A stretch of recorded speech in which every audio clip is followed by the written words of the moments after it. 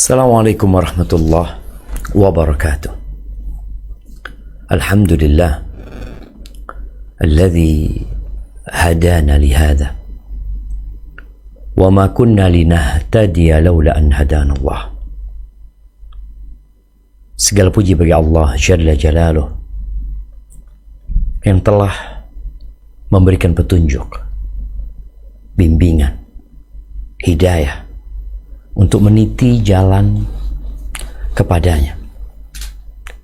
Di saat kita tahu banyak orang-orang yang tersesat, banyak orang-orang yang keluar dari rel yang telah ditetapkan, memilih lorong-lorong, meninggalkan as-sirat al-mustaqim.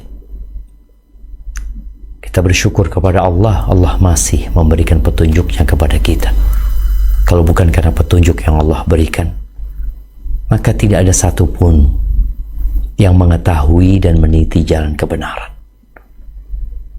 Kita tidak boleh berhenti berdoa, memohon, meminta kepada Sang Pencipta, ihdinas siratal mustaqim, tunjukkan kepada kami jalan yang lurus. Siratal ladzina an'amta alaihim, jalan untuk orang-orang yang Kau berikan nikmat kepada mereka. Ghairil maghdubi alaihim waladdallin, bukan jalan orang-orang yang dimurkai Allah, orang-orang yang mengetahui kebenaran tapi dia tidak mau menerima dan menjalankan kebenaran itu. Tidak pula jalan orang-orang yang tersesat, yang mereka tidak mau belajar, mereka tidak mau bertanya, mereka tidak mau menuntut ilmu.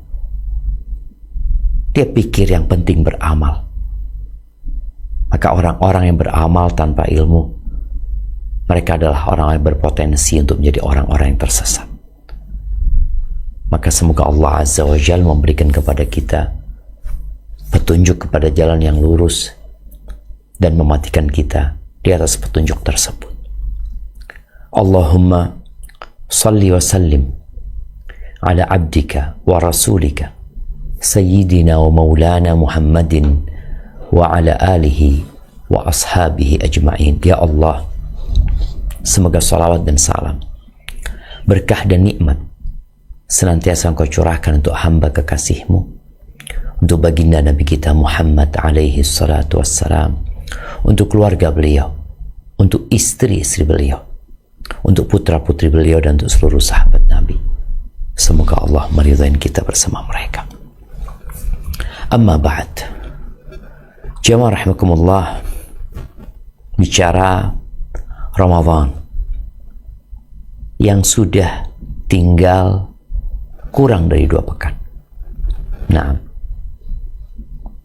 Ramadan yang orang-orang soleh terdahulu berdoa, Allahumma ballighna Ramadan, ya Allah sampaikan kami ke bulan Ramadan. Sebagian kita mungkin gak pernah berdoa karena dia tidak tahu atau tidak mau tahu dengan keutamaan, dengan manfaat, dengan maslahat, dengan pentingnya bulan Ramadan. Bahkan sebagian kita masih beranggapan Ramadan adalah beban. Dia memikirkan bagaimana tatkala datang bulan Ramadan, maka ada banyak kesenangan dia yang tidak bisa dia dapatkan. Ya, karena memang ketika Rasul sallallahu alaihi wasallam menjelaskan bahwa Allah mengkhususkan puasa dari ibadah-ibadah yang lainnya. Kullu amal ibni Adam lahu illa shaum. Semua amalan anak Adam itu perhitungannya untuk dia, sudah ada perhitungannya yang bisa dihitung, kecuali puasa. Allah mengatakan fa innahu li, puasa itu milikku, wa ana ajzi bih, dan aku yang akan memberikan balasan. Kenapa? Karena ini orang meninggalkan hal-hal yang menjadi kebutuhan dan kesenangan diri. Yada'u ta'amahu wa syarabahu wa syahwatahu min ajli. Ini orang meninggalkan makan yang menjadi kebutuhan dan kesenangan. Wa syarabahu, minuman. Tubuhnya butuh minum. Dan bagaimana tatkala air dingin, segar, itu membasahi kerongkongannya di saat matahari terik menyengat. Itu bukan hanya kebutuhan, tapi di situ ada kenikmatan. Dia tinggalkan. Wa syahwatahu, syahwatnya. Istrinya yang merupakan pendamping hidupnya. Istrinya yang merupakan pakaian untuk dirinya. Istrinya yang merupakan ladang untuk dirinya. Tempat mendapatkan ketenangan. Dia tinggalkan istrinya. Karena apa? Karena Allah Azza wa Jalla.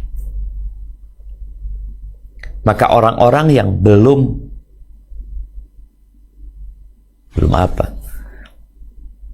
merasakan indahnya Ramadan, maka dia akan terbebani dengan adanya bulan puasa. Tempat-tempat maksiat ditutup. Tempat-tempat kesenangan yang biasanya dia bisa ke sana, ternyata ditutup. Kadang-kadang dia nggak puasa, tapi dia tidak bisa menikmati apa yang biasa dia dapatkan. Bulan puasa, coba kita akan baca dulu ya. Kita akan baca firman Allah di surat Al-Baqarah ayat 183, 184, 185. Ini sebagai mukaddimah kita agar tatkala kita berbicara tentang peran ibu dalam menghidupkan suasana Ramadan, jadi para ibu itu bersemangat gitu loh. Nah, silakan dibaca. Afan Ustadz, satu ayat atau langsung tiga? Satu ayat aja. Bismillah. Oke. A'udzu billahi minasyaitonir rajim. Bismillahirrahmanirrahim. Ya ayyuhalladzina amanu kutiba alaikumus shiyam. Ya ayyuhalladzina amanu kutiba alaikumus shiyam kama kutiba alal ladzina min qablikum la'allakum tattaqun. Hai orang-orang yang beriman, diwajibkan atas kamu berpuasa sebagaimana diwajibkan atas orang-orang sebelum kamu agar kamu bertakwa. Barakallahu fikum. Kita lihat di sini. Allah mewajibkan buat orang-orang yang beriman, tidak sembarangan orang. Allah memilih di antara saat ini 8 miliar manusia kurang lebih. Yang Allah pilih itu yang beriman. Berapa? Entah. Mungkin 2 miliar. Allah panggil mereka. Lalu Allah katakan diwajibkan atas kalian berpuasa. Puasa tadi yang bermakna menahan diri dari segala pembatal puasa sejak fajar terbit sampai matahari tenggelam. Orang-orang yang tidak beriman tatkala melihat muslim ini tidak makan, tidak minum, mereka heran. Kalian nggak mati? Itu tidak berbahaya untuk tubuh kalian. Di sebagian negara, contoh di Jepang, Di beberapa perusahaan, itu kalau ada muslim yang puasa dimarahin. Karena perusahaan khawatir gitu. Ini orang akan tidak dapat bekerja dengan maksimal. Itu pendapat dia. Pernah kejadian, ada seorang muslim yang puasa sama bosnya dikasih makan. Lalu dikatakan, udahlah engkau makanlah. Tuhanmu gak ngelihat engkau. Subhanallah. Ini contoh. Orang-orang yang tidak beriman tidak akan memahami syariat puasa. Mereka berpikir yang puasa sedang menyiksa dirinya, sedang melakukan perbuatan yang sia-sia. Tapi karena panggilannya untuk yang beriman, maka orang-orang yang beriman inilah yang akan faham kenapa dia disuruh puasa. Di antara tadi 8 miliar manusia yang dipanggil, ya ayyuhalladzina amanu kutiba alaikumusiyam, diwajibkan atas kalian berpuasa sebagaimana diwajibkan atas orang-orang sebelum kalian. Apa tujuannya? Bukan sehat, bukan menyiksa diri, bukan melakukan perbuatan sia-sia. Sebagaimana banyak orang melakukan perbuatan sia-sia, membakar kalori yang ada di tubuhnya untuk sesuatu yang sia-sia. Tapi ini la'allakum tattaqun, agar kalian bertakwa. Kalau bicara takwa, maka sejatinya muslim yang berpuasa dipersiapkan agar layak masuk surga, agar amalannya diterima, agar hidupnya tentram dan bahagia, agar semua permasalahannya ada solusi. Karena semua itu adanya di takwa.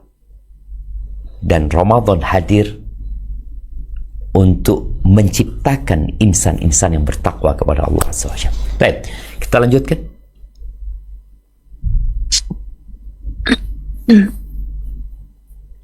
Ayyaman ma'dudat, faman kum maridan aw ala safarin fa'iddatum min ayyamin ukhar.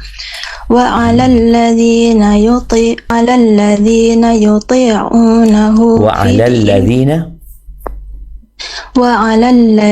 يطيعونه فدية طعام مسكين فمن تطوع خيرا فهو خير له وأن تصوموا خير لكم إن كنتم تعلمون. Yaitu dalam beberapa hari yang tertentu. Maka barang siapa di antara kamu ada yang sakit atau dalam perjalanan lalu ia berbuka, maka wajiblah baginya berpuasa sebanyak hari yang ditinggalkan itu pada hari-hari yang lain. Dan Allah pilih satu bulan, Ramadan, bulan di mana pintu-pintu surga dibuka. Ada tatkala Allah mensyariatkan puasa, Allah benar-benar telah mempersiapkan Ramadan ini agar seorang muslim melakukannya dengan senang, tanpa banyak gangguan. Pintu-pintu surga dibuka, pintu-pintu neraka ditutup, setan-setan dibelenggu. Yang biasanya dia begitu hebatnya menggoda manusia, gerak-gerik dia di Ramadan terbatas. Ditambah lagi ada yang menyeru, ada panggilan-panggilan yang mungkin kita tidak mendengar dengan telinga kita, tapi kita merasakan dengan hati kita yang mengatakan, ya baghiyal khair, wahai orang yang ingin kebaikan, akbil, ayo, kamu kemana gitu loh. Ini dipersiapkan. Seperti tatkala ada pembukaan mall baru, lalu dikatakan di sana akan ada diskon besar-besaran, kemudian ada banyak hadiah dan bonus buat yang datang ke sana. Kira-kira apa yang akan dilakukan oleh orang-orang? Mereka akan berbondong-bondong ke tempat itu. Dikatakan aqbil, ayo. Wa ya baghi asyarr aqsir. Yang ingin berbuat jahat, ayo tahan kau. Dan di Ramadan ada vonis bebas dari api neraka. Allah memberikan pengampunan. Dan ada lagi satu malam yang lebih baik dari 1000 bulan. Kemudian ternyata Allah benar-benar tidak ingin menyusahkan yang sakit, yang safar, yang nggak mampu puasa, yang kok nggak usah puasa. Yang sakit dan safar ntar diganti. Tapi yang udah tua, memang kondisi fisiknya tidak memungkinkan, kau bayar fidyah aja. Taib, hari-hari itu bulannya bulan apa? Akan kita lanjutkan di ayat 185. Nah. Syahrul Ramadan alladzi unzila fihi al-Qur'anu hudan lin-nasi wa bayyinatin minal huda wal furqan. Faman syahida minkum asy-syahra falyasumhu wa man kana maridan aw ala safarin fa'iddatun min ayyamin ukhra yuridullahu bikumul yusra wa la yuridu bikumul usra walitukmilul iddata walitukabbirullah ala ma hadakum wa la'allakum tashkurun. Beberapa hari yang ditentukan itu ialah bulan Ramadan, bulan yang di dalamnya diturunkan permulaan Al-Quran sebagai petunjuk bagi manusia dan penjelasan-penjelasan mengenai petunjuk itu dan pembeda antara yang hak dan yang batil. Karena itu, barang siapa di antara kamu hadir di negeri tempat tinggalnya di bulan itu, maka hendaklah ia berpuasa pada bulan itu. Dan barang siapa sakit atau dalam perjalanan lalu ia berbuka, maka wajiblah baginya berpuasa sebanyak hari yang ditinggalkannya itu pada hari-hari yang lain. Allah menghendaki kemudahan bagimu dan tidak menghendaki kesukaran bagimu. Dan hendaklah kamu mencukupkan bilangannya dan hendaklah kamu mengagungkan Allah atas petunjuknya yang diberikan kepadamu supaya kamu bersyukur. Barakallahu fiik. Allah katakan bahwa puasa ini agar kau menjadi orang yang bertakwa. Kemudian di akhir ayat 185 Allah katakan walitukmilul iddah. Yang sebelumnya Allah mengatakan yuridullah bikumul yusra. Allah ingin kemudahan buat kalian. Wala yuridu bikumul usra. Allah tidak menginginkan kesulitan buat kalian. Maka aturannya dipermudah. Yang nggak mampu ya udah berbuka. Kalau dia dalam kondisi sakit atau musafir. Kemudian kata Allah walitukmilul iddah. Agar bulan Ramadan itu kalian sempurnakan. Karena masih ada kaum muslimin yang puasa hanya karena gembira. Ikut-ikutan. Orang-orang pada puasa, dia puasa. Dia sibuk berbuka, dia sibuk sahur. Tapi tidak bertahan lama. Allah mengatakan walitukmilul iddah. Sempurnakan bilangan. Walitukabbirullaha ala ma hadakum. Agar kalian bertakbir mengagungkan Allah atas hidayah yang Allah berikan kepada kalian. Maka disyariatkan di akhir Ramadan untuk bertakbir. Lalu kata Allah wal'allakum tashkurun. Agar kalian bersyukur kepada Allah Azza wa Jalla. Ahibati fillah, bicara peran ibu dalam menghidupkan suasana Ramadan ini, maka tidak diragukan lagi. Seorang ibu memiliki peran yang sangat besar, bahkan dia pemain inti dan dia kapten boleh jadi. Perannya besar. Kenapa? Karena ibu adalah pendidik. bukan pendidik. Ibu itu madrasah. Ibu itu sekolahan. Ibu itu sumber kasih sayang. Bagaimana tatkala tidak ada ibu di dalam rumah? Suasana akan penuh ketegangan. Mau cuma ada bapak. Walaupun kita tahu anak-anak yatim kalau nggak ada bapaknya. Tapi kalau tidak ada ibunya tidak dikatakan yatim. Ibu ini sumber kasih sayang, sumber cinta, kelembutan. Dan semua itu melahirkan banyak tanggung jawab dan kewajiban terhadap keluarga.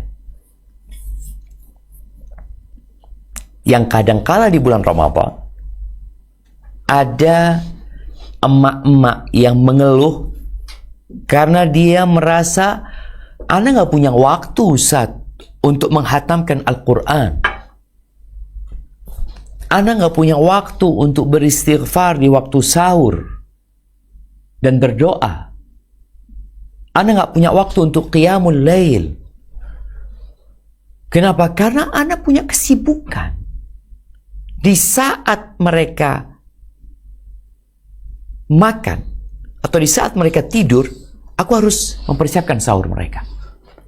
Di saat mau menjelang waktu maghrib, mereka sibuk baca Quran atau mereka sibuk berdoa, Ana mempersiapkan berbuka. Belum lagi ketika dia punya anak bayi, anak kecil ya, suaminya berangkat, bisa tarawih nyaman, sedangkan dia harus ribut sama anak-anaknya. Dan keadaan tadi sering menimbulkan kesedihan mendalam dan kekhawatiran. Jangan-jangan Ramadan berlalu tanpa dirinya mendapatkan bagian dari ibadah sebagaimana dilakukan oleh orang-orang di sekitarnya. Maka kita perlu menjelaskan peran ibu dalam menghidupkan suasana Ramadan, dan kita perlu memotivasi ibu juga agar mereka tidak berkecil hati. Karena dulu juga ada wanita-wanita yang bertanya kepada Nabi SAW ya, bagaimana mereka ngurusin anak-anak. Sang suami berangkat jihad, berperang, mereka mendapatkan keutamaan yang besar. Terus bagi perempuan apa? Dia akan dapat sesuai dengan kelelahan dia, sesuai dengan perjuangan dia. Tapi semua dimulai dari niat. Dari awal nih sekarang, engkau harus memiliki perencanaan. Apa yang hendak engkau lakukan? Apa target yang hendak engkau capai? Buat dirimu, buat suamimu, buat anak-anakmu. Niat ini akan mendatangkan kekuatan dan pertolongan dari Allah Azza wa Jalla. Apa kata Allah di surat At-Taubah ayat 46? Nah,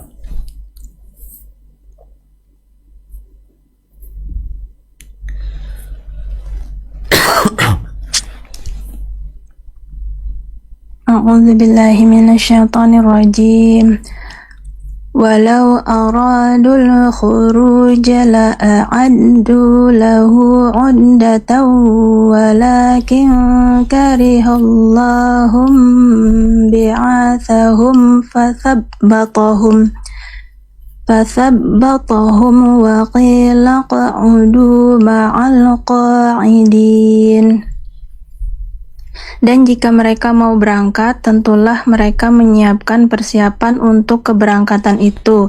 Tetapi Allah tidak menyukai keberangkatan mereka, maka Allah melemahkan keinginan mereka. Dan dikatakan kepada mereka, tinggallah kamu bersama orang-orang yang tinggal itu. Barakallahu fiik. Ini ayat berbincang tentang orang-orang munafikin yang omon-omon doang. Tapi mereka kalau ngomong menakjubkan dan mempesona. Mereka tidak berangkat jihad. Kecuali yang dekat-dekat mungkin. Kalaupun berangkat, mereka hanya akan menjadi ulat. Ini orang-orang yang tidak berangkat jihad, akhirnya mereka datang kepada Nabi SAW setelah pulang dari peperangan. Mereka meminta maaf. Mereka mengatakan karena ada urusan ini, urusan itu, sehingga mereka tidak bisa berangkat berjihad. Artinya mereka punya alasan. Tapi ternyata Allah dustakan pengakuan mereka, pernyataan mereka. Mereka dari awal memang tidak mau berangkat. Bukan mereka tidak bisa berangkat, tapi mereka tidak mau berangkat. Bukan mereka tidak mampu berangkat untuk berjihad, tapi mereka tidak mau. Dan ada perbedaan yang sangat jelas sekali antara tidak mau dan tidak mampu. Tidak mampu dia mau, tapi tidak punya kemampuan.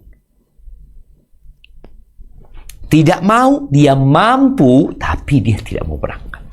Maka Allah katakan dari awal, kalau mereka benar aradul khuruj, mereka mau untuk berangkat, maka mereka akan menjalani alur yang harus dijalani. Persiapan. Kau mau berangkat jihad, ayo persiapan. Mana persiapanmu? Baju besimu? Pedang kau asah, tombak kau persiapkan, anak panah dan busur engkau perbaiki kalau perlu diperbaiki. Kudanya dikasih makan. Kemudian berlatih, itu tandanya engkau mau. Tapi kata Allah, enggak, mereka tidak mempersiapkan. Bohong mereka. Maka dikatakan Allah enggak suka dengan keberangkatan mereka akhirnya. Karena mereka ngomong doang. Akhirnya Allah bikin mereka tidak semangat untuk berangkat. Dan dikatakan, udah kalian nggak usah berangkat. Kalian tinggallah bersama orang-orang yang tinggal. Begitu pula dengan Ramadan ini. Kalau benar-benar ibu-ibu, para wanita yang memiliki peran inti tadi ingin meraih pahala yang besar, maka dia akan mempersiapkan dia. Rubba amalin saghir tu'adzimhu niyah. Berapa banyak amalan kecil yang menjadi besar karena niat pelakunya. Bayangin ya, ibu nih mempersiapkan berbuka, niatnya aku ingin membantu suamiku agar dia kuat nantinya sholat malam.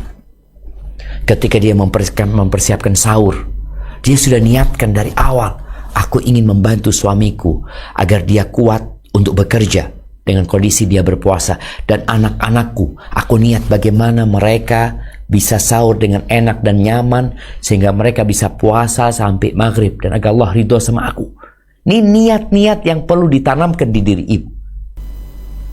Dia dapat pahalanya orang banyak. Dapat pahala suaminya yang puasa, insya Allah dapat bagian dia. Dapat pahala atau bagian pahala dari anak-anaknya yang dia bangunkan untuk puasa. Ad-dalu 'alal khairi kafa'ilih. Orang yang menunjukkan orang lain untuk berbuat baik, itu seperti orang yang berbuat. Ini cuma nunjukin. Ini ibu nggak nunjukin. Dia mempersiapkan, dibangunin, suaminya dibangunin, anaknya dibangunin. Ada yang anaknya sambil merem-merem disuapin sama dia. Terus dia kasih minuman, dia kasih vitamin. Semua yang dilakukan ini, kalau niatnya lillahi ta'ala, dia akan dapat pahala lebih banyak daripada pahala yang lainnya. Kalau di rumah ada 5 orang, dia yang mempersiapkan sahur, dia yang mempersiapkan berbuka, yang memberi buka orang puasa, itu dapat pahala seperti orang yang puasa. Tapi gimana nih ibu-ibu bisa menghadirkan di diri niat tadi? Rubba amalin saghir. Betapa banyak amalan yang kecil yang jadi besar gara-gara niat pelakunya. Tapi sebaliknya, wa rubba amalin kabirin tusaghiruhun niyah. Berapa banyak amalan yang besar tapi jadi remeh gara-gara salah niat. Ahibati fillah, maka jangan pernah meremehkan apapun yang harus engkau kerjakan. Karena orang itu semua punya tanggung jawab. Kullukum ra'in wa kullukum mas'ulun an ra'iyati. Setiap kalian adalah pemimpin dan akan dimintain pertanggungjawaban atas apa yang dia pimpin. Fal imamu ra'in, pemimpin itu imam. Imam itu ya presiden kayak umpamanya. Pemerintah itu pemimpin. Dan dia akan dimintain pertanggungjawaban atas apa yang dia pimpin. Presiden akan bertanggung jawab. Kalau di Indonesia, dia bertanggung jawab atas apa yang menjadi rakyatnya, ada 280 juta. Dia akan ditanya tentang 250 juta. Berat, iya. Gubernur lebih sedikit, tapi tetap banyak. Bupati wali kota lebih sedikit, tapi tetap banyak. Dan semua akan dimintain pertanggungjawaban. Kemudian disebutkan warrajul, seorang laki-laki, seorang suami, pemimpin di keluarganya, dan dia akan dimintain pertanggungjawaban atas apa yang dia pimpin. Wal mar'atu, ini perempuan. Perempuan itu dia adalah pemimpin fi baiti zaujiha, di rumah suaminya. Dan dia akan dimintain pertanggungjawaban atas apa yang dia pimpin. Wal khadimu, nih pembantu nih, di Ramadan pun ART itu dapat menjadikan bulan Ramadan bulan menghasilkan banyak pahala. Niat yang penting. Niat bagaimana tatkala dia mempersiapkan berbuka. Kan ada di rumah yang ada pembantunya. Yang masak bukan istri. Yang masak bukan ibu. Tapi pembantu. Bagaimana pembantunya dapat pahala? Oh, dia dapat gaji kan? Naam. Itu urusan dunia. Tapi dia bisa meniatkan untuk akhirat dia. Ketika dia masak untuk berbuka. Kadangkala dia bangun terlebih dahulu sebelum majikannya bangun untuk sahur. Maka ketika niatnya berkhidmat, menjalankan tugasnya, karena dia akan dimintain pertanggungjawaban, ingat, tidak ada yang sia-sia bagi siapapun yang berbuat baik. Kalau niatnya benar dan tidak salah. Apa kata Allah Azza wa Jalla di surat Al-Kahfi ayat 30? Nah. A'udzu billahi minasy syaithanir rajim. Innal ladzina amanu wa 'amilus solihati inna la nudhi'u ajra man ahsana 'amala. Sesungguhnya mereka yang beriman dan beramal soleh, tentulah kami tidak akan menyia-nyiakan pahala orang-orang yang mengerjakan amalannya dengan baik. Tuh, nggak ada yang sia-sia aja. Nggak ada cerita yang hilang dari catatan. Kiraman katibin ya'lamuna ma taf'alun. Ada malaikat yang senantiasa mendampingi, malaikat-malaikat mulia, mereka mencatat, tahu apa yang kau kerjakan. Ketika kita melakukan sebuah perbuatan yang tentunya dari satu rumah ke rumah lainnya nggak sama. Ada yang anaknya satu, ada yang anaknya dua, ada yang anaknya tiga, ada yang anaknya berkebutuhan khusus. Semoga Allah memberikan kesabaran kepada mereka. Ada yang pekerjaannya lebih berat daripada yang lainnya. Nggak sama. Nabi SAW pernah berkata kepada Aisyah radhiyallahu ta'ala anha, innalaki minal ajri ala qadri nasabiki wa nafaqatiki. Sesungguhnya engkau mendapatkan pahala sesuai dengan tingkat keletihan dan pengorbananmu dan nafkah yang kau keluarkan. Maka bagaimana sekarang setelah kita mendengar hal itu? Apa rencana ibu-ibu nih yang mereka mungkin ingin Ramadan tahun ini lebih baik daripada Ramadan yang sebelumnya? Maka persiapkan rumah mulai saat ini. Ketika kita bicara Ramadan, maka engkau harus persiapkan. Dengan apa mempersiapkannya? baik mempersiapkan rumah dari sisi tata letak. Loh, apa urusannya Ustaz? Banyak orang kan Ramadan, mau masuk Ramadan ngecat rumahnya, ya, bersih-bersih rumahnya. Nah, kita perlu umpamanya ada tempat-tempat yang hendak dijadikan musola. Nanti sholat tarawihnya di sini. Nanti ngajinya di sini. Dibuat suasana memang yang anak-anak itu akhirnya nyaman. Dan bapaknya juga nyaman. Ada seorang ibu yang tatkala masuk bulan Ramadan, TV-nya dibalik. Kata dia udah nggak ada TV. Cukuplah 11 bulan, kata ibunya. Kita fokus nih. Kemudian perencanaan waktu dan ngatur waktu. Dimulailah dari sekarang. Apa yang mau dikerjakan di waktu jam sekian sampai jam sekian. Oh, aku mau masak. Silakan. Jadi ada perencanaan yang buat dirinya sebagai ibu rumah tangga. Ada perencanaan buat anak-anaknya. Dia sebagai madrasah buat anak-anaknya. Sehingga pengaturan waktu ini perlu ditulis kadang-kala. Kenapa perlu ditulis? Agar dapat melakukan evaluasi. Kita tahu di perusahaan, di lembaga, itu ada namanya program kerja. Sehingga program kerja itu dilakukan melalui analisis SWOT. Dia akan lihat kekuatannya ada di mana, kelemahannya di mana, kesempatannya ada di mana, peluangnya ada di mana, tantangannya apa atau ancamannya apa.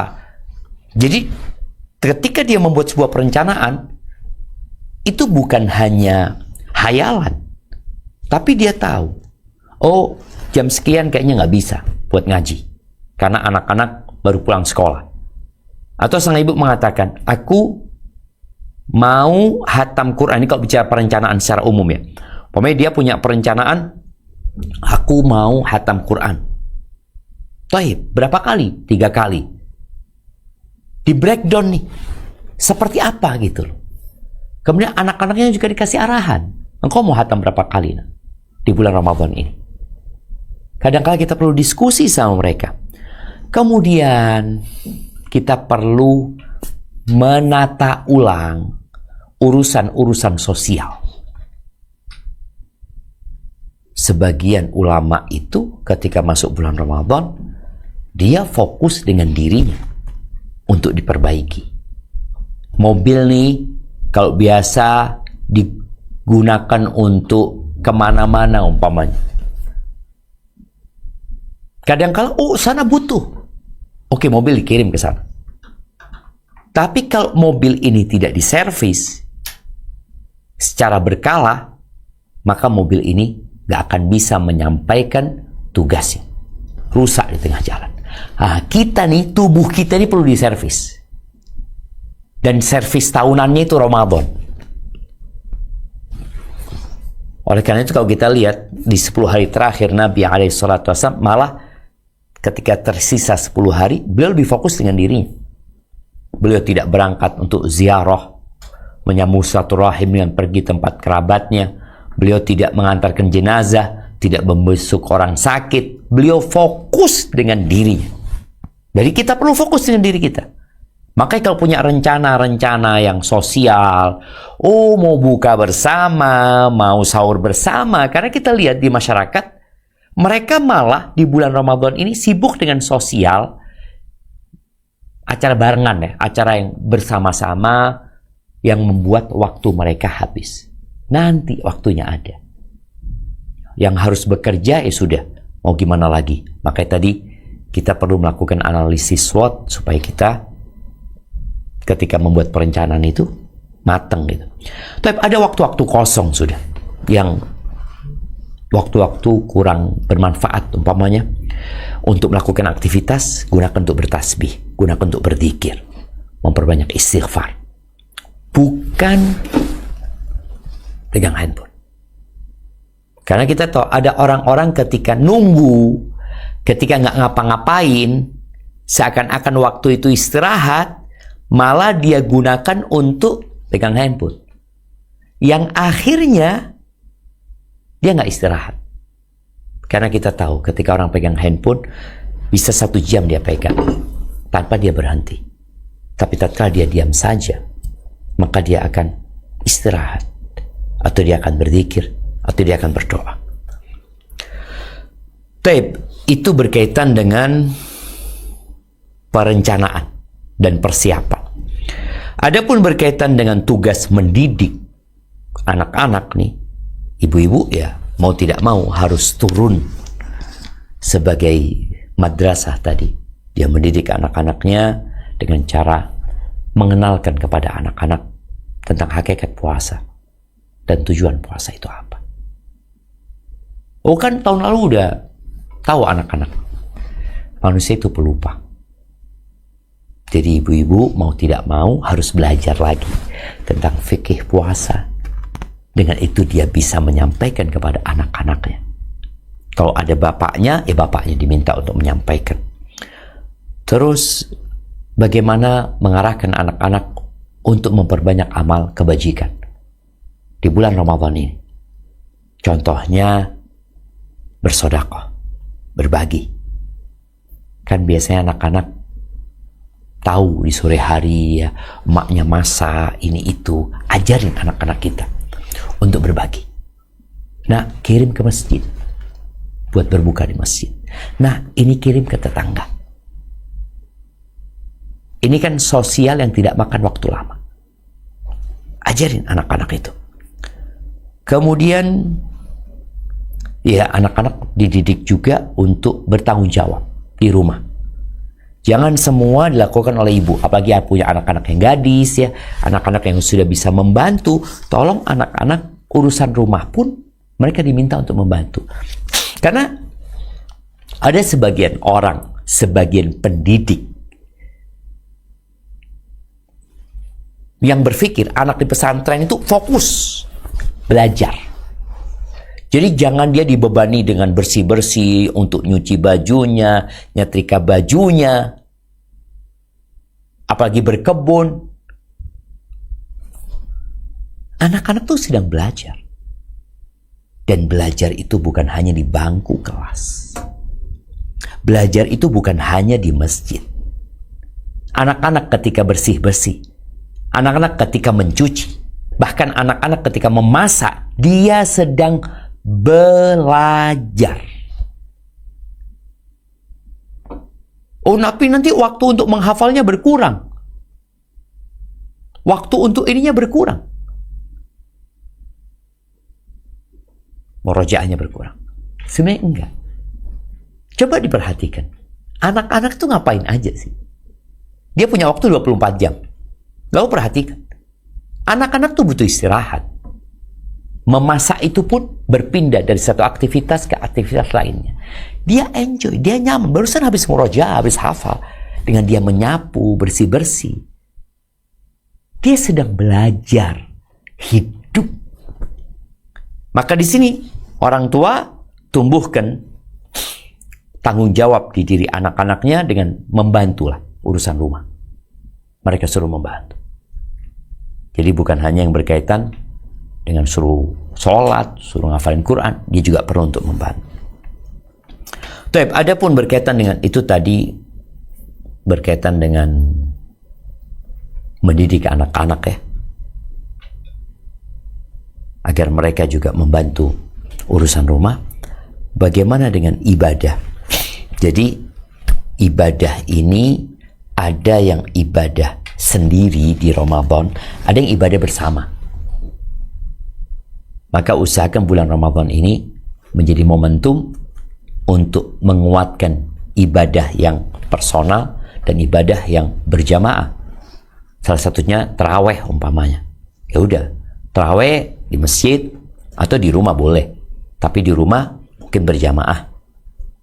Anak-anak juga lebih bisa diperhatikan. Mungkin kalau di masjid anak-anak pada main ini itu, orang tuanya akhirnya nggak bisa sholat yang khusyuk dan tidak bisa juga mendidik anak-anak. Tapi kalau di rumah mungkin ini kan tadi Ada khilaf di antara para ulama mana yang lebih utama, karena itu sholat sunnah ya. Tapi yang jelas berjamaah dianjurkan untuk sholat tarawih ini, menurut pendapat yang lebih kuat. Baca Quran, tadarus umpamanya, anak-anak diajak baca bareng-bareng. Karena kalau sendirian mungkin dia nggak semangat, tapi kalau dia bareng-bareng, artinya tadarus ya, satu membaca yang lainnya menyimak. Kemudian perlu adanya pengawasan kepada anak-anak, memonitor kegiatan anak-anak. Jadi ketika kita sudah membuat perencanaan, kita memberikan arahan, kita memberikan bimbingan kepada mereka, jangan dilepas. Udah, anak sudah kasih tahu kok anak-anak. Orang tua punya tugas untuk melakukan follow up dan terus memberikan arahan. Makanya perusahaan-perusahaan tuh kita lihat tetap ada supervisor umpamanya yang tiap hari memonitor, yang pagi hari disemangatin anak-anaknya. Oh, hari ini bagaimana? Kadang-kadang lihat ya di perusahaan itu bagian cleaning service atau bagian tertentu itu dikumpulin dulu, dikasih arahan ya. Yuk, bismillah, berangkat.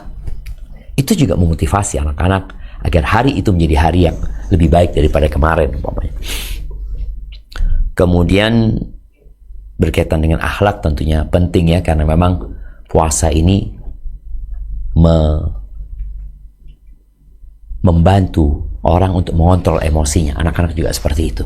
Ada anak-anak yang belum bisa puasa umpamanya, diajarin puasa walaupun tidak full, tapi anak-anak yang bisa puasa ya kita motivasi dia. Yang terkadang memotivasi itu jangan dengan iming-iming dunia saja, karena yang terpenting adalah akhirat sebenarnya. Kalau kita mau kasih hadiah, tafadhol, tapi tetap motivasi utamanya adalah mencari keridhaan Allah Azza wa Jalla, mencari surga Allah Jalla Jalaluhu ya. Kemudian ya buat para ummahat ya, engkau sedang berjuang, engkau sedang berkorban, maka jadikan semua kerjaan rumah itu ibadah. Inna salati wa nusuki wa mahyaya wa mamati lillahi rabbil alamin. Kalaupun engkau tidak bisa hatam Quran seperti suamimu, mungkin suami bisa 3 kali, engkau hanya bisa sekali. Tapi semoga engkau dapat bagian, karena engkau yang mempersiapkan kondisi di rumah untuk suami supaya dia nyaman baca Quran, tidak diganggu sama anak-anak. Dan engkau mengkondisikan anak-anak untuk membaca Al-Quran, engkau dapat bagian lagi dari anak-anak yang baca Quran. Jadi ingat, engkau perlu menumbuhkan di dirimu perasaan tadi, aku sudah menjalankan tugasku sebagai seorang ibu. Semakin engkau capek, semakin kau lelah, di sini engkau harus juga sadar bahwa pahalamu sesuai dengan kelelahan dan pengorbananmu. Artinya kalau engkau nggak capek, engkau nggak letih, sebagaimana kita lihat ada orang yang puasa hanya 10 jam, ada orang yang puasa 12 jam, ada orang yang puasa di musim dingin, ada orang yang puasa di musim panas yang panjang sekali siangnya, maka pahalamu akan lebih. Orang yang hamil berpuasa dengan orang yang tidak hamil berpuasa, pahalanya berbeda. Loh kok bisa Ustaz? Tadi hadisnya Sallallahu alaihi wasallam menyampaikan pahalamu sesuai dengan keletihanmu dan pengorbanan secara nafkah yang kau keluarkan. Nggak sama. Yang muda, yang sehat, yang kuat dengan yang sudah sakit-sakitan tapi tetap dia berusaha untuk puasa, berbeda. Gimana? Kau masih nggak mau semangat ya? Kemudian jadilah teladan buat anak-anak. Ramadan nggak ada lagi teriak-teriak lah, nggak lagi marah-marah. Membangunkan anak capek untuk sholat, capek untuk sahur, capek. Allah Azza wa Jalla mengatakan wa'mur ahlaka bis salati wastabir 'alaiha, suruh keluargamu sholat dan kau sabar menyuruh mereka. Ingat tadi dengan pahala yang akan didapatkan. Maka tolong jadilah suri tauladan yang baik buat anak-anak.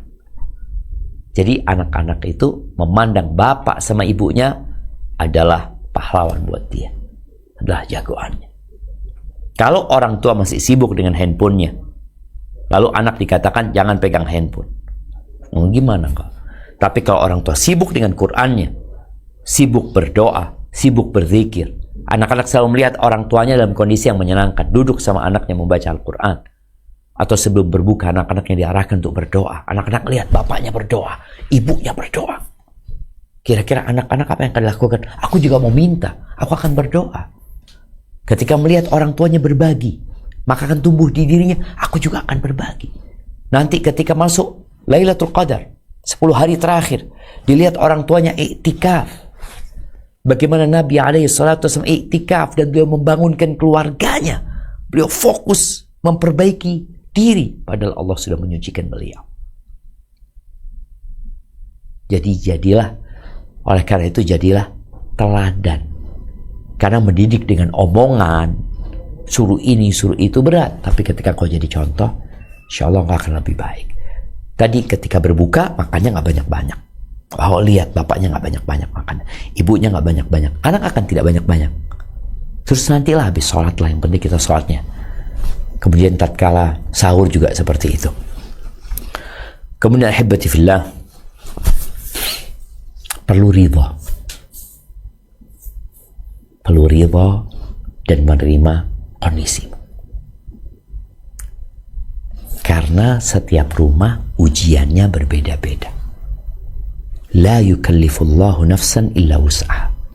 Allah tidak memberikan beban di luar batas kemampuan manusia. Jadi ketika engkau dapat ujian itu, ya udah, jangan melihat kepada yang di atasmu. Lihatlah kepada yang lebih susah hidupnya daripada dirimu. Jadi peran ibu dalam menghidupkan suasana Ramadan ini sangat besar sekali. Jangan di 10 hari terakhir sibuk masak, sibuk urusan makanan, ini itu. Kita punya waktu nih. Ibu-ibu yang mau beli pakaian baru buat anak-anaknya, yang berbelanja macam-macam nih, belanja sekarang. Belum masuk Ramadan. Sampaikan kepada anaknya, nak, bajumu udah selesai. Ini baju barumu. Ini jilbabmu yang baru. Ini kuenya umpama yang akan dimakan. Rencana makan apa di hari Lebaran. Karena orang itu memikirkan perut dan yang dibawa perutnya kadangkala. Maka bagaimana kita mempersiapkan? Sebelum masuk Ramadan semua sudah siap. Ramadan panen. Berlomba-lomba mendapatkan pahala. Dan kau sebagai seorang ibu, ambillah pahala yang paling banyak. Walaupun mungkin sholatmu nggak bisa seperti yang lainnya. Ibu-ibu juga datang bulan, nggak bisa sholat, nggak bisa ini dan itu.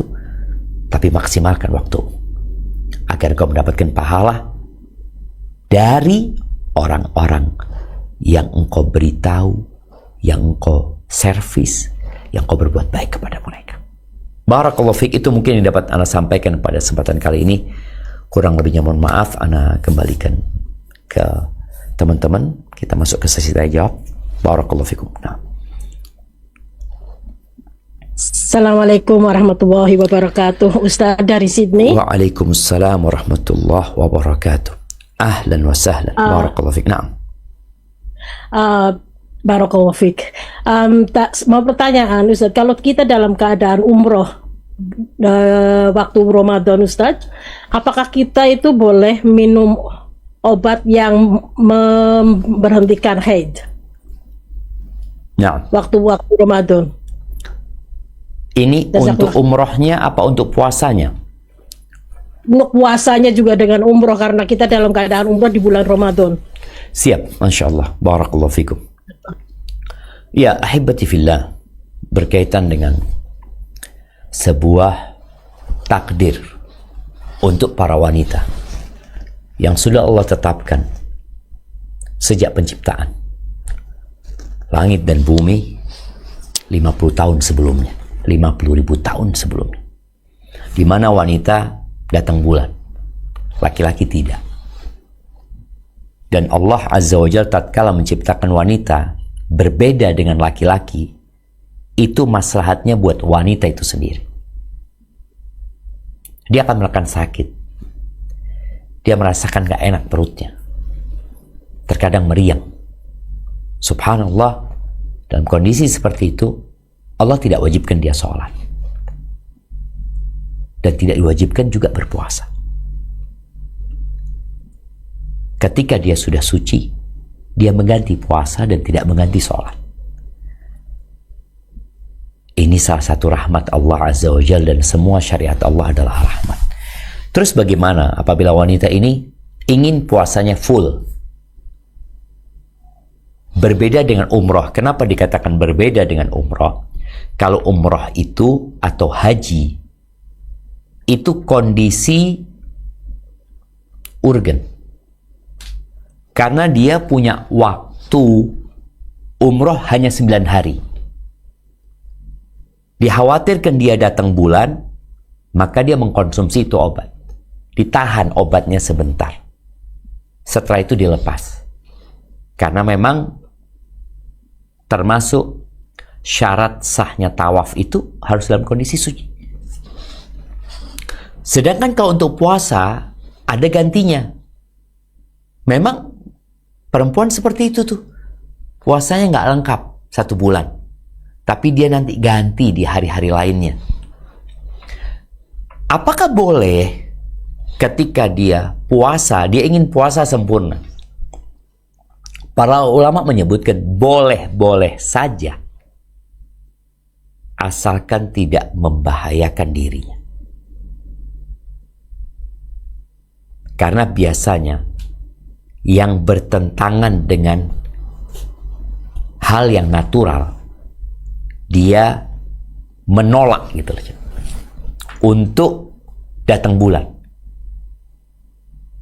Padahal seharusnya dia datang bulan. Kalau ternyata itu membahayakan dirinya, maka jangan. Kalau tidak membahayakan dirinya, tafadhol. Karena untuk Ramadan itu nggak darurat, tapi untuk umroh darurat. Untuk Ramadan nggak ada masalah gitu loh. Tapi kalau untuk umroh, dia nggak punya pilihan. Dia punya visa, dia harus berangkat tanggal sekian, dia pulang tanggal sekian. Dan dia nggak bisa balik ke sana karena butuh biaya besar lagi kalau dia balik tanpa menyelesaikan ibadah umrohnya. Tapi kalau Ramadan, enggak. Memang engkau bisa ganti puasa yang kau tinggalkan. Engkau punya waktu 11 bulan untuk menggantikannya. Namun tadi yang jelas untuk mendapatkan pahala yang lebih banyak buat para wanita yang sedang datang bulan, yang mungkin bagi dia, kok gimana sih, kok kurang. Melihat orang puasa, aku nggak puasa. Banyak pahala yang bisa engkau dapatkan. Seperti yang tadi udah kita bahas. Hadza wallahu a'lam bissawab. Nah. Assalamualaikum Ustaz, pertanyaan dari Perth. Barakallahu fikum. Nah. Dia harus berangkat tanggal sekian, dia pulang. Dan dia Sekarang ini udah nih. Oke. Assalamualaikum warahmatullahi wabarakatuh, Ustaz. Waalaikumsalam warahmatullahi wabarakatuh. Ahlan wa sahlan. Barakallahu fiik. Nah. Oh, langsung tanya aja. Pertanyaan saya, persiapan yang sebagus-bagusnya untuk meraih Lailatul Qadar, di samping kita fokus 10 hari terakhir Ramadan, dan ciri-cirinya yang kita dapat pada diri sendiri itu apa saja, Ustadz? Masya Allah. Barakallahu fiik. Barakallahu fiik, Ustadz. Barakallahu fiik. Ya. Subhanallah jamaah ya. Kita nih, kalau faham dengan hakikat dunia, maka kita tidak akan mensia-siakan satu malam yang lebih baik dari 1000 bulan.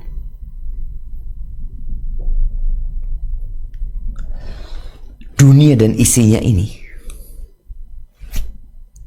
seperti seorang yang memasukkan jarinya ke lautan ya.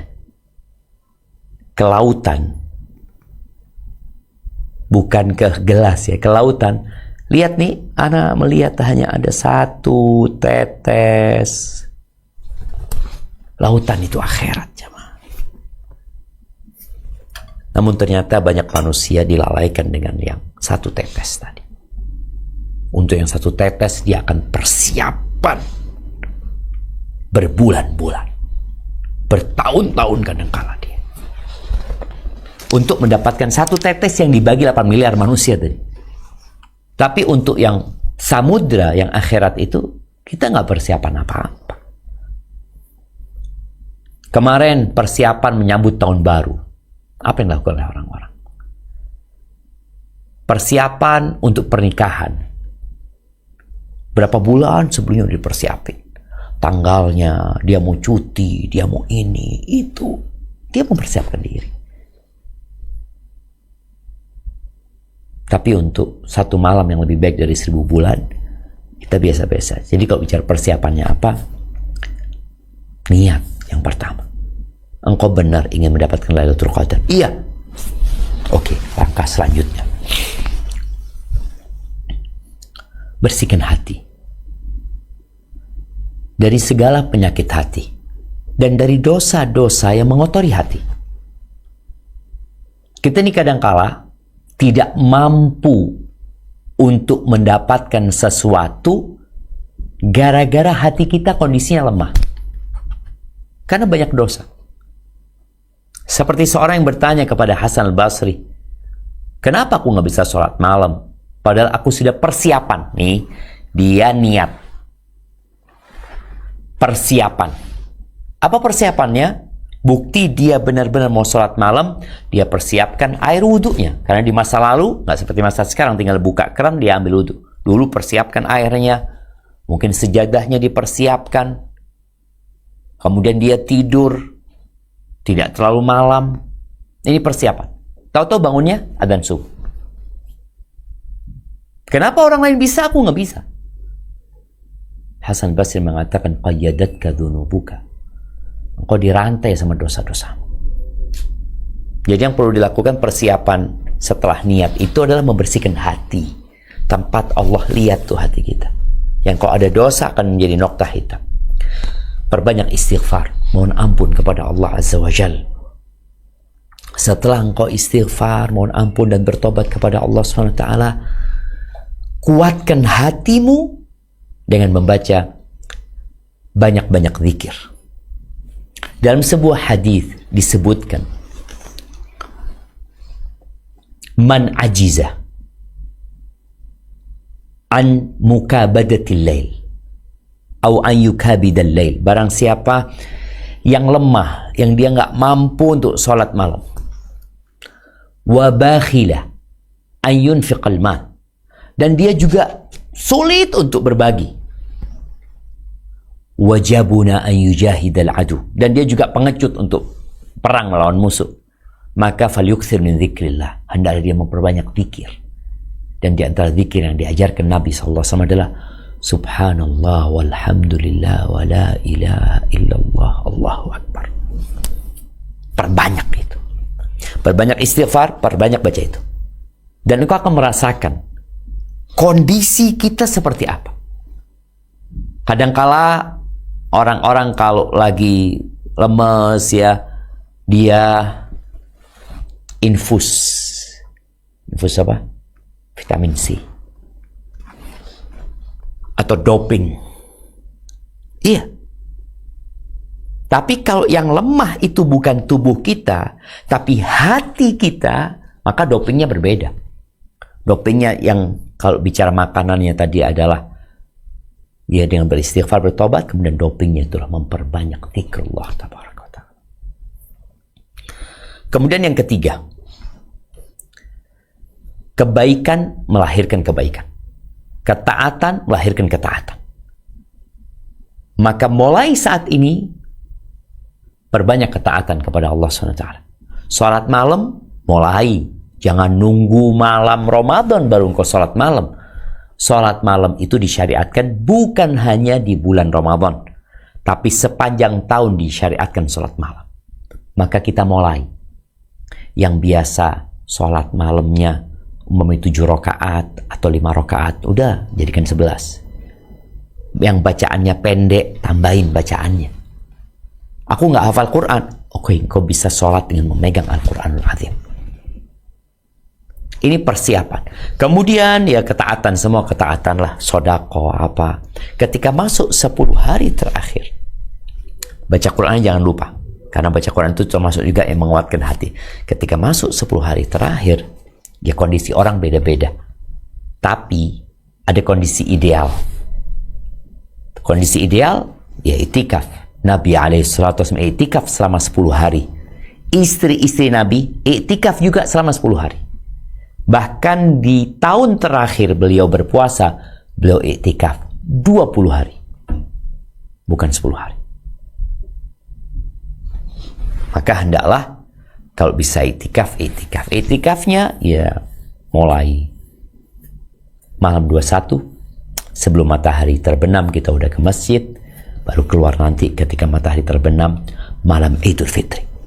Full yang mampu seperti itu. Yang tidak mampu ya udah iktikafnya setiap malam. Karena bicara malam ganjil itu dihitung dari terakhir. Jadi kalau dihitung dari awal malam ganjil kan malam 21, malam 23, malam 24, 25, 27, 29. Tapi ternyata Nabi SAW pernah mengatakan, kalian bangunlah di malam hari itu, di malam hari yang, di 9 hari yang tersisa. 9 malam yang tersiksa. Kalau bicara 9 malam yang tersisa, dan bulannya itu 30 hari, maka 9 malam yang tersisa itu malam 22. Bukan malam 21. Karena 22, 23, 24, 25, 26, 27, 28, 29, 30. 30. Jadi 9 malam yang tersisa itu ternyata malam 22. Kalau jumlah Ramadannya 30 hari. Tapi kalau jumlah Ramadannya 29, ya 9 malam yang tersisa malam 21, terus seperti itu. Jadi usahakan kita yang nggak bisa iktikaf full, iktikaf tiap malam. Bagaimana dengan emak-emak? Ya sudah, engkau rencanakan di rumahmu. Walaupun iktikaf, jumhur ulama berpendapat di masjid. Namun ada pendapat dari Abu Hanifah buat wanita, karena memang mereka lebih diutamakan di rumah, boleh dia di rumah. Di rumah, dia matahari terbenam, dia sudah masuk ke tempat iktikafnya, dia berbuka di sana, udah mulai dia beribadah. Jadi malam Lailatul Qadar ini ada di 10 hari terakhir. Kalau engkau tiap malam beribadah bersungguh-sungguh, mesti dapat insya Allah. Karena kalau dikasih pilihan, nih, ini ada amplop 10. Di salah satu amplop itu ada duit $10.000 Australia. Kalau dia random, ana ambil ini. Boleh jadi dapat, boleh jadi enggak. Resikonya enggak dapat besar. Karena dia 10, aku ambil 1. Tapi kalau di setiap malam, dia nih 10 amplop, dia ambil semuanya.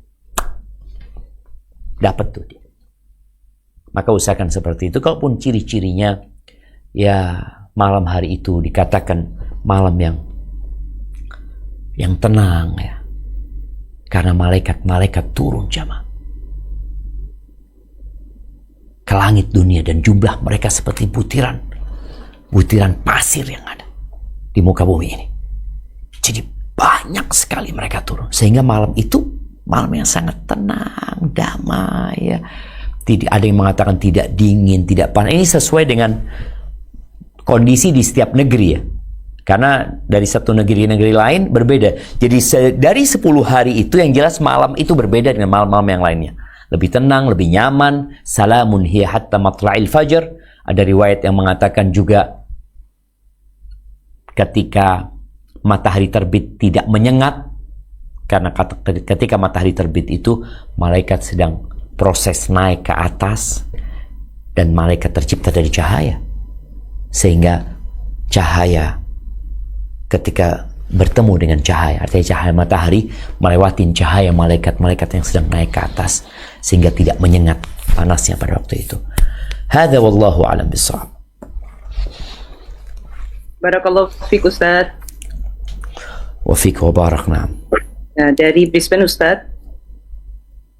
Ya, mungkin pertanyaan ini sudah pernah ditanyakan sebelumnya Ustadz, namun kami lupa dan semoga pertanyaan ini juga bermanfaat bagi jamaah yang lain. Jika di masjid lokal sholat witirnya dilakukan seperti sholat maghrib, apa yang sebaiknya dilakukan oleh jamaah agar tetap mendapatkan pahala sholat semalam suntuk bersama imam? Jazakumullahu khairan. Barakallahu fiik. Naam, ahibati fillah. Berkaitan dengan sholat witir, yang mungkin kita terbiasa dengan 2, 1, atau 3 langsung. Kemudian kita bermakmum dengan imam yang sholat witirnya seperti sholat maghrib. Wallahu a'lam bishawab ya. Karena kita ikut imam, insya Allah nggak masalah. Karena memang dalam madhab Hanafi, mereka berpendapat bahwasanya sholat witir itu boleh seperti sholat maghrib. Sedangkan kita menjadi makmum. Walaupun kita berpendapat bahwasanya itu tidak boleh umpamanya, atau tidak disyariatkan. Tapi karena kita menjadi makmum, sebagaimana tatkala kita sholat subuh, imamnya kunut, dan kita berpendapat kunut itu tidak sunnah umpamanya. Tapi karena kita jadi makmum, maka kita pun ikut, mengikuti imam. Innama ju'ilal imam liu'tamma bihi. Imam itu ditetapkan untuk diikuti. Selama pendapat yang dianut oleh imam itu masih ada ruang untuk diterima, maka insya Allah menurut ana wallahu a'lam ya, ikutlah imam. Semoga dengan cara seperti itu kita dapat pahala sholat bersama imam semalam suntuk. Tapi kalau kita dapat umpamanya di tempat lain, ya ahlan wa sahlan. Atau kita umpamanya ana nggak akan witir sebenarnya, ana witirnya nanti malam, maka ketika dia imamnya salam, maka dia nambah 1 rakaat. Sehingga dia bukan sholat witir bersama imam, dia sedang sholat genap 4. Karena sholat yang 4 rakaat ini boleh dengan 2 tasyahud, boleh dengan 1 kali tasyahud. Jadi insya Allah itu salah satu solusinya. Hadza wallahu a'lam bishawab. Nah. Barakallahu fiik Ustaz, ini ada pertanyaan dari Canberra. Di Australia ini kan sedang musim panas Ustaz, puasanya insya Allah mungkin akan selama 15 jam lebih, dan ini juga akan menjadi Ramadan pertama untuk anak-anak puasa di musim panas. Pastinya akan berat karena suhunya panas terik dan suhunya bisa mencapai 30 atau 35 derajat Celcius gitu Ustaz. Di mana ini? Di Canberra Ustaz. Berapa panasnya? Panasnya kemarin 42 itu paling tinggi sejauh ini, tapi sekarang masih 30, 35 kayak gitu Ustaz. Terus ini kan pasti akan menjadi berat untuk anak-anak. Apakah boleh mereka nanti saat puasa puasa semampunya, dan seandainya tidak bisa mereka ganti pada hari-hari yang lain, dan juga mungkin bagaimana kita memberikan mereka motivasi Ustaz supaya bersabar dan juga tetap semangat untuk berpuasa Ustaz. Jazakallah khair. Masya Allah, barakallah fiik. Naam, ahibati fillah. يريد الله بكم اليسر ولا يريد بكم العسر ولتكملوا العدة ولتكبروا الله على ما هداكم ولعلكم تشكرون. Allah itu ingin kemudahan buat kalian. Allah tidak ingin kesusahan buat kalian. Baik, bagaimana dengan kondisi yang tadi disebutkan? Di sini pentingnya orang tua untuk memulai puasa sunnah dengan anak-anaknya di bulan Sya'ban. Karena di sini bisa berlatih. Perempuan-perempuan yang hamil juga, perempuan-perempuan yang menyusui, jadikan bulan Sya'ban ini bulan untuk berlatih. Karena dia umpamanya nggak mampu, dia niatnya puasa sunnah. Orang puasa sunnah itu ya dia bebas kapan dia mau berbuka. Huwa amiru nafsi. Jadi ketika orang nih hamil umpamanya, dia berpuasa, dia sahurnya yang dibenerin, ini itu, kemudian jam 9 pagi udah gak kuat, lemes, makan. Tapi besok latihan lagi, berarti mungkin makan sahurnya harus lebih, ini itu. Hari kedua mungkin sampai jam 12, alhamdulillah. Nanti hari ketiga sampai jam 2. terus sampai jam 4, terus bisa sampai maghrib. Ingat, Allah bisa karena biasa. Makanya kenapa orang-orang kafir ketika melihat umat Islam nggak makan, nggak minum, dia tanya, kalian nggak mati gitu? Ternyata bisa sebenarnya. Tapi kita tidak terbiasa. Maka ini kesempatan buat orang-orang tadi yang sedang hamil, sedang menyusui umpamanya, juga tadi anak-anak, dilatih, ayo puasa. Nanti nggak kuat nggak apa-apa berbuka. Oke, dia tahu. Tapi dia sudah niat berpuasa. Dia sahur. Dan dia sudah tahu kata orang tuanya, kalau dia nggak kuat, dia boleh. Maka dia senang. Ternyata dia kuat. Dia mampu sampai zuhur. Udah, alhamdulillah. Besok puasa lagi. Ternyata besok dia sampai jam 1. Seperti itu. Namun kalau nanti anak-anak ternyata memang mereka kepayahan. Tetap ya, bukan dia nggak puasa. Dia niat. Dia niat berpuasa. Dia sahur dengan sebenar-benarnya. Kemudian dikondisikan bagaimana dia bisa mampu untuk berpuasa. Nanti umpamanya ternyata dia waktu asar dia sudah dehidrasi dan akan berbahaya buat dirinya, dia berbuka. Karena dia sakit. Karena dia tidak mampu. Besok dia puasa lagi. Jadi jangan karena hari itu nggak mampu, oh aku berarti nggak mampu, besok nggak puasa. Enggak, kau wajib puasa. Karena kau nggak tahu dengan hari esok mau mampu atau tidak. Tapi tetap tadi niat berpuasa. Ketika dia nggak mampu, maka dia berbuka. Banyak tukang-tukang bangunan atau pekerja-pekerja keras yang bekerja di bawah terik matahari. Ketika anak tegur, kenapa nggak puasa, Pak? Dia mengatakan, nggak kuat, Ustaz. Sahur, enggak. Oh, berarti Bapak nggak niat puasa. Ketika niat puasa, engkau akan sahur. Engkau akan sahur, kerjanya mungkin dia akan pakai payung atau apa supaya dia tidak dehidrasi. Ada usaha. Nah, dengan usaha itu, ya Allah tahu kita sedang berusaha. Jadi kalau nanti akhirnya nggak mampu, ya udah berbuka. Karena dia tidak mampu. Bukan tidak mau. Hada wallahu a'lam bissawab.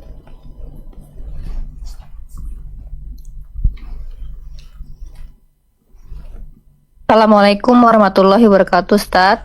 Dari Kuala Lumpur. Titipan pertanyaan, Ustaz. Begini, kegiatan membaca Al-Quran berkelompok yang pelaksanaannya untuk mencapai 2 juz per hari. Jadi ibu-ibu akan dibentuk grup terdiri dari 8 sampai 10 orang. Satu grup akan didampingi oleh mentor. Bacanya secara bergantian insya Allah. Boleh apa tidak, Ustadz? Atau mana yang lebih afdol dengan membaca Quran sendiri tapi tidak sebanyak membaca Quran secara bersama-sama? Jazakallah khair, Ustadz. Barakallahu fiik. Jadi membaca Al-Quran dengan sistem tadarus. Afwan, ana boleh bertanya dengan yang bertanya tadi? Dia membacanya bergiliran, yang lainnya menyimak, seperti itu? Iya, Ustadz. Iya. Nah, karena kita ngelihat ada orang-orang yang sistem baca Qur'annya itu mereka baca Qur'an. Engkau baca halaman sekian sampai halaman sekian, engkau baca halaman sekian sampai sekian.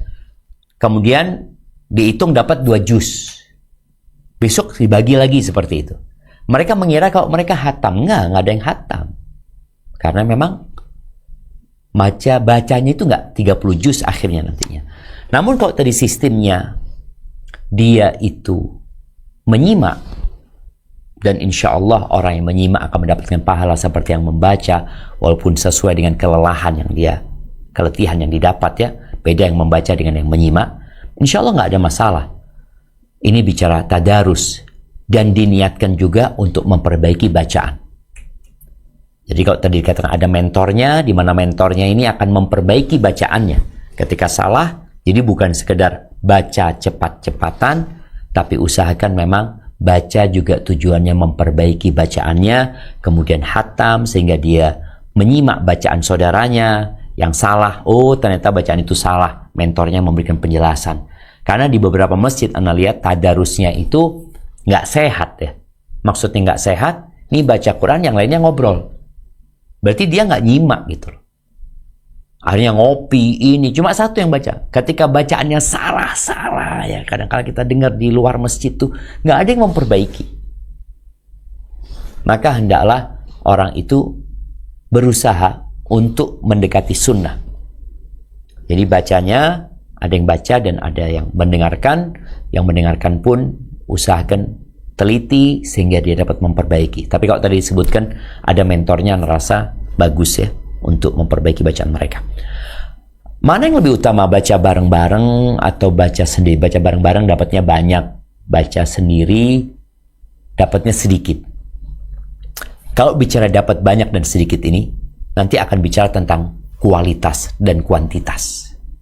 Kalau engkau dapat sedikit tapi kualitasnya bagus, engkau bacanya nggak keras-keras, nggak maksudnya nggak cepet-cepet, kemudian engkau juga membaca dengan artinya, maka insya Allah akan lebih utama. Kalau baca bersama-sama, ternyata baca bareng-bareng tuh Zat dapat banyaknya karena kita semangat. Orang kalau sholat tarawih sendirian di rumah, ya Allah, mau dapat 11 itu lama, tapi di masjid dia dapat tuh. Maka orang hendaklah memperhatikan kualitas ibadah itu sendiri sebelum memperhatikan yang namanya kuantitasnya. Karena kualitas ibadah itu sendiri lebih diutamakan daripada berbicara tentang kuantitas tapi kurang berkualitas. Hadza wallahu a'lam bissawab. Nah. Barakallahu fikum Ustaz. Dari Sydney lagi Ustaz, pertanyaan ini tentang membaca tasbih ya, kayak istighfar itu yang baik yang kita baca ulang-ulang itu baca astaghfirullahaladzim baca astaghfirullah aja yang diperbanyak atau gimana itu yang lebih baik Ustaz? Masya Allah, barakallahu fikum. Naam ahibati fillah, tatkala kita bicara mana yang lebih baik, mana yang lebih utama, ini pertanyaan menarik sekali. Jadi ada sunnah-sunnah Nabi SAW yang seharusnya kita membaca semuanya. Nanti baca yang ini, nanti baca yang ini, nanti baca yang ini. Di antara semua istighfar, Nabi SAW menyebutkan Sayyidul istighfar itu adalah Allahumma anta rabbi wa ana abduka wa ana ala ahdika wa wa'dika mastata'tu abu'u laka la ilaha illa anta khalaqtani wa ana abduka. Itu Sayyidul istighfar yang paling utama. Itu dianjurkan baca pagi dan petangnya, sekali-sekali. Tapi mau dibaca di waktu lain boleh. Tapi untuk yang memperbanyak istighfar, Nabi SAW pernah membaca sekali duduk. Beliau membaca Rabbighfirli wa tub alayya innaka antat tawwabur rahim. Rabbighfirli wa tub alayya innaka antat tawwabur rahim. Itu yang dibaca Nabi SAW. Kemudian kalau kita membaca astaghfirullahaladzim alladzi la ilaha illa huwal hayyul qayyum wa atubu ilaih, kita baca itu juga. Atau kita baca astaghfirullah wa atubu ilaih. Beda ya, ketika kita baca astaghfirullah wa atubu ilaih, ini cuma pendek sekali. Pendek, jadi orang bisa lebih banyak bacanya daripada dia membaca Rabbighfirli wa tub alayya innaka antat tawwabur rahim. Waktunya lebih banyak.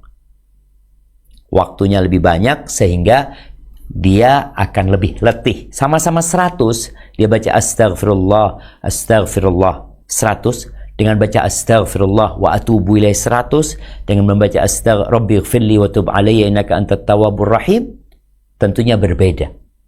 Tapi tadi usahakan kita mengamalkan semuanya. Sekali lagi kita baca ini, baca itu, kemudian baca doanya Nabi Yunus, la ilaha illa anta subhanaka inni kuntu minadh dhalimin. Itu juga mengandung unsur memohon ampun kepada Allah Azza wa Jalla. Atau doanya Nabi Adam alaihissalam ketika beliau dikeluarkan dari surga Allah Azza, ketika beliau berbuat dosa ya, beliau makan dari buah yang terlarang itu, beliau mengatakan Rabbana walamna anfusana wa illam taghfir lana wa tarhamna lanakunanna minal khasirin.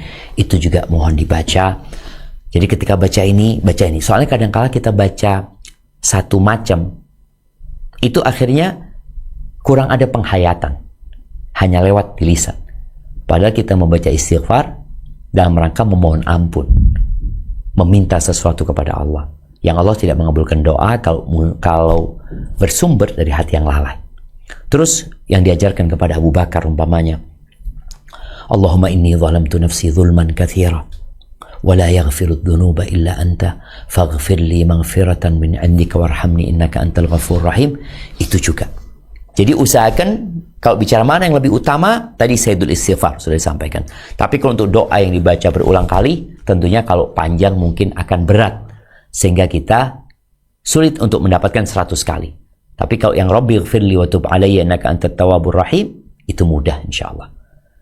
Hadza wallahu alam. Mungkin satu pertanyaan lagi.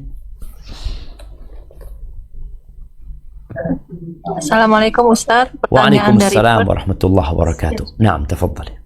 Iya, barakallah. Bagaimana peran ibu menghadapi tantangan gadget dan media sosial di bulan Ramadan, Ustaz? Barakallahu fiik. Barakallahu fiik. Naam, ahibati fillah. Kalau bicara bagaimana menghadapi tantangan, tadi udah dibahas. Perlu ada perencanaan yang matang. Ibu-ibu harus jadi contoh, jadi teladan. Maka duduk sama anaknya. Apa yang mau dikerjakan di bulan Ramadan ini? Apa target-targetnya? Anak-anak tetap mau pegang handphone. Oke, umpamanya. Karena memang sulit untuk mencarikan kegiatan pengganti. Jam berapa dia pegang gadget? Dan apa yang akan dia tonton? HP umpamanya jam sekian dikumpulin semua. Yaudah, engkau sudah selesai tugasmu atau selesai hakmu untuk nonton umpamanya selama 1 jam, udah selesai. Diambil. Kemudian dikasih kegiatan lain. Perlu kegiatan yang menjadi pengganti anak-anak tidak sibuk dengan gadgetnya. Dan subhanallah ya, Barat pun, kita tidak bicara umat Islam. Gadget ini di Barat pun jadi penyakit. Bagaimana anak-anak kemudian kehilangan aktivitas sosialnya. Di beberapa daerah itu diadakan penelitian ya, percobaan. Anak-anak itu di beberapa keluarga, mereka tidak boleh pegang handphone selama 2 pekan. Memang awal hari ya, marah ini, hari kedua, hari ketiga mulai dia cari kegiatan yang bermanfaat buat mereka. Akhirnya mereka mulai ngobrol, mereka baca buku, mereka diskusi gitu. Jadi ada hal-hal yang sebenarnya dulu kita lakukan. Dengan adanya gadget ini, itu hilang. Dulu suami istri kalau berduaan ngapain? Ya ngobrol. Sekarang semua sibuk dengan handphonenya. Dulu tetangga sama tetangga kalau lagi kumpul ngapain? Ngobrol, cerita sana, cerita sini ya. Seperti itu. Kadang-kadang ngerumpi, ghibah umpamanya. Dosa tapi itu. Artinya kegiatan itu dulu pernah dilakukan. Bagaimana kita menghadirkan kegiatan-kegiatan dulu sebelum adanya gadget? Dan gadget, orang tua harus berani mengontrolnya. Dan untuk kebaikan anaknya. Tapi tadi anak-anak perlu diajak. Ada yang nyampaikan ya, connection before correction ya. Bagaimana kita menyambung koneksi dulu sama anak kita. Setelah itu baru kita melakukan koreksi. Jangan lagi orang tua sibuk marah-marahin anaknya, teriak-teriak sama anaknya. Kayaknya ada kondisi yang memang mereka udah nggak bisa dilakukan seperti itu. Kalau memang bermanfaat ya silahkan, tapi buktinya enggak. Anak-anak malah tidak menghargai orang tua yang nanti ya dengan cara seperti itu. Barakallahu fiik, itu yang dapat Anda sampaikan. Kurang lebih. Ustaz, satu lagi Ustaz. Siap. Please, satu aja Ustaz. Nah, Silakan respon. Jazakumullah khairan Ustaz, barakallahu fiik. wa fiik wa barak. Nah. Ya, mohon nasihatnya Ustadz bagaimana menjaga keikhlasan niat sebagai guru Al-Quran yang menerima bayaran, baik dalam mengajar maupun dalam menetapkan bayaran agar tetap bernilai ibadah dan tidak menghilangkan pahala di sisi Allah. Jazakumullah khairan. Barakallahu fiik. Jemaah, kalau bagaimana kita menjaga keikhlasan kita, berapapun uang yang diberikan kepada kita, itu sejatinya hina.